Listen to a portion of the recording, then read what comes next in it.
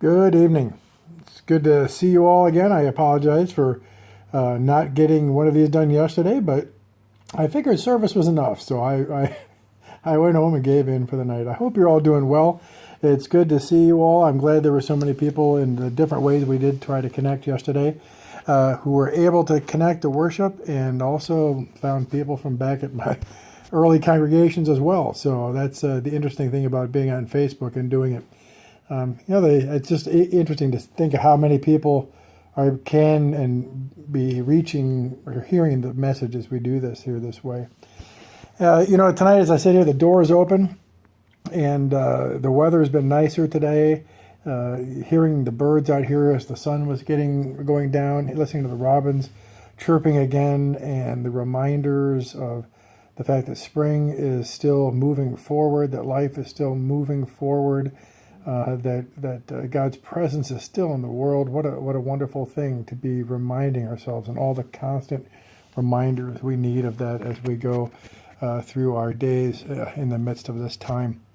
I wanted to remind you all, and I'm sure you're thinking about it, but it just the thought struck me the other day again, that how interesting that the COVID virus is going to be, in a sense, peaking during the Holy Week time, where so many people are going to be struggling, and so many things are happening for so many people, and yet Jesus' arms extended to their fullest extent, his washing of feet, and giving his life, his calls of forgiveness and hope, and the remembrances of all that he'd done, all of it all wrapping up into this Holy Week there that's going to happen, and then this event that is happening with COVID-19.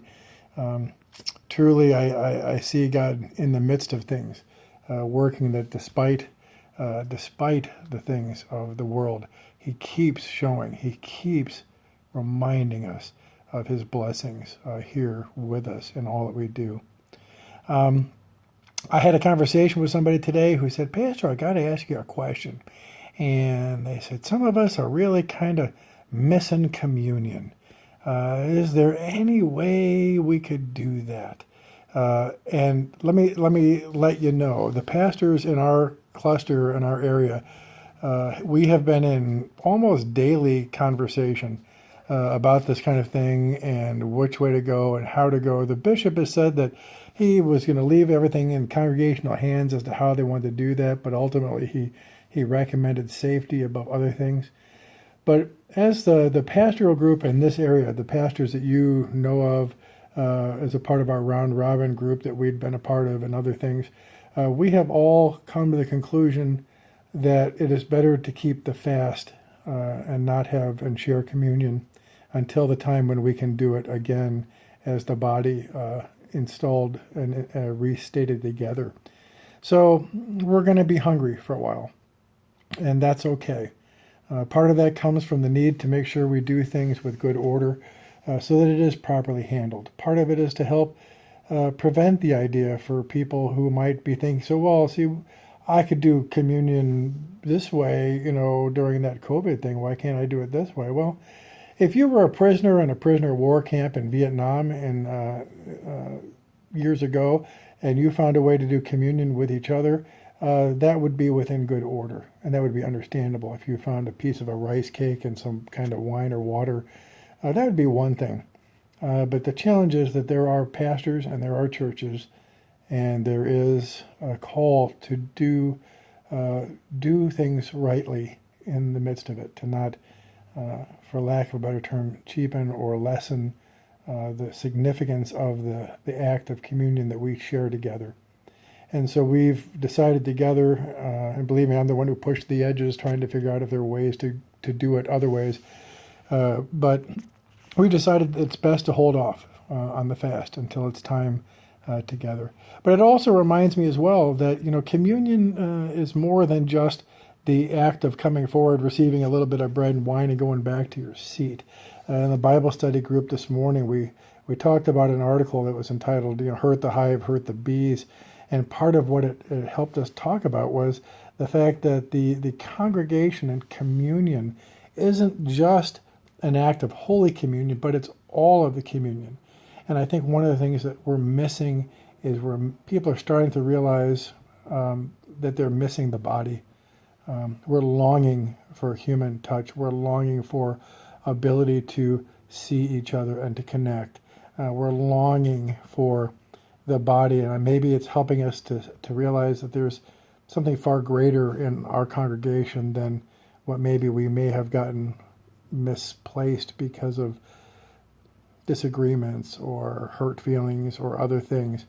That maybe what we need to do is we need to refocus on Christ again, and another opportunity, seek forgiveness, to mend fences, to strengthen the bond of the church here in this congregation, so that we can grow it out into the world. This is an opportunity for people who are outside of our congregation to be led in. It doesn't matter who it is. Again, Christ is calling everyone. And now we're out on the airwaves right now. We're out on YouTube and Facebook. Who knows what God can do and will do with all of this. Just again, reminding us that he's going to do whatever he's going to do despite the things of the world.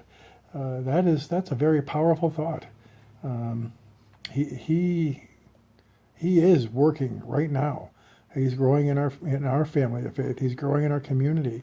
But we need to make sure that we grow with him and understand the power and the need for that, and reestablishing those pieces in our life. Earlier this week, I saw a post from, I'm pretty sure it was Lloyd, and I think it might have even been on the Rand Tool page more than anything else, but which I found it was an interesting segue. So Lloyd, good job for putting it out there in that way. But Lloyd said, he was singing a lot the hymn, "Have No Fear, Little Flock," and I've got that hymn here, and I think of that. I hum that to myself every once in a while too. Have no fear, little flock. Have no fear, little flock. What a great little ditty and reminder of God's grace and presence. Because the Father has chosen to give you the kingdom. Have no fear, little flock. Have good cheer, little flock. Have good cheer, little flock. For the Father will keep you in his love forever. Have no fear, little flock. Thankful hearts raised to God. Thankful hearts raised to God. For he stays close beside you. In all things works with you. Thankful hearts raised to God.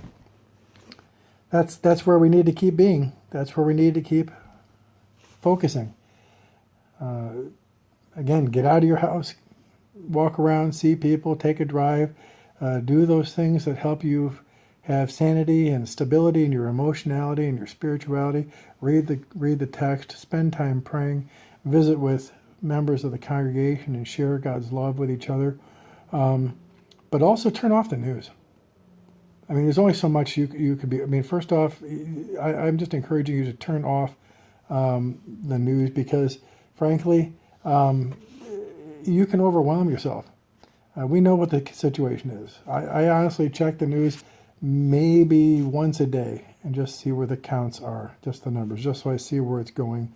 I look to see if there's any new pieces of information that it might be going forward. But for some people, I know you're stuck in a house, and what your option is you watch the television, and all it is more and more depressing news. And if we haven't figured out by now that all forms of news media can be some form of, for lack of a better term, propaganda as well, and be pushing information that isn't 100% true, or can be altering information to gain connections, we have to recognize that as well. So I just want to encourage you to turn off the television and that kind of thing.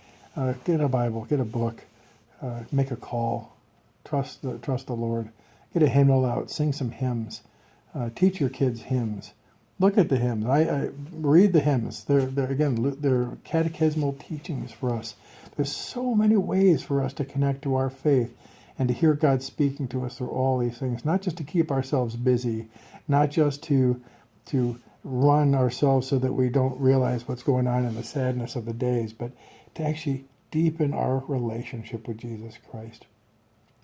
It really is kind of a neat thing to hear all the stuff that I'm starting to hear as I'm talking with people about what's happening and the possibilities of what I see is growing in this congregation. And I give you thanks for that.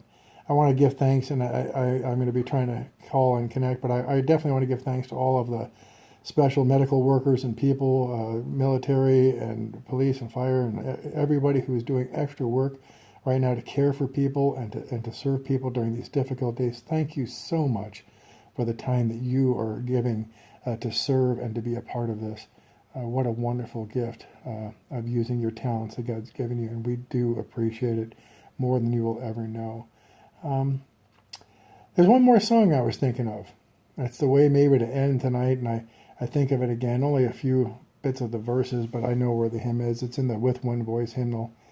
But it reminds me again that when things are tough and things sound like it shouldn't be happy, it shouldn't be any joy, when maybe the birds aren't singing or things like that, I think of the song that goes, my life flows on like endless song, while to that rock I'm clinging.